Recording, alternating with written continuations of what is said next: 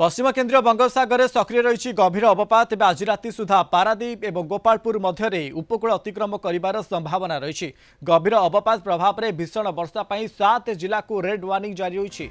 कोरापुट जिला समेत कलाहांडी कंधमाल रायगड़ा गजपति गंजाम और पुरी जिला रेड वार्निंग जारी करिछि आईएमडी विभाग।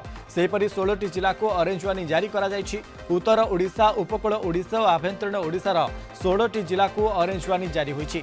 प्रबल वर्षा संभावना थिबा 7टी जिला को दिया जायछि येलो अलर्ट। पूरा राज्य में भीषण बर्षिब। सेहीपरि आसंता काली प्रबल अति प्रबल वर्षा पाई सुंदरगढ़ जिला को ऑरेंज वार्निंग दिया जायछि। काली प्रबल वर्षा पाई संभावना थिबा केन्दुझर मयूरभंज झारसुगुड़ा और बरगढ़ को दिया जायछि येलो वार्निंग।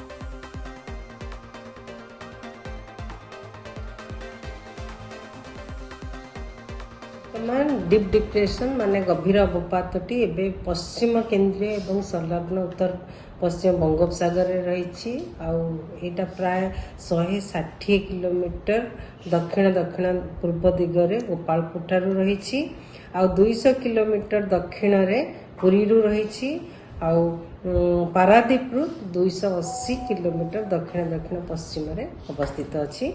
यह उत्तर उत्तर पश्चिम दिग को गति करी आज राति रे गोपालपुर एवं पारादीप मध्य ओडिशा एवं संलग्न आंध्र प्रदेश उपकूल मध्य दे अतिक्रम करिवार संभावना रही, जहा फल रे वर्षा आगामी 24 घंटा पाई ओडिशा राज्य रे पूरा राज्य रे वर्षा रहे माने प्रबल वर्षा रहिबार संभावना रही। प्रबल अति प्रबल इवन अत्यंत प्रबल वर्षा रहिबार संभावना रही। वर्षा सहित पवन भी रहिबो। पवन स्ट्रॉन्ग सरफेस विंड पवन रो गति 40 ରୁ 50 किलोमीटर पर आवर।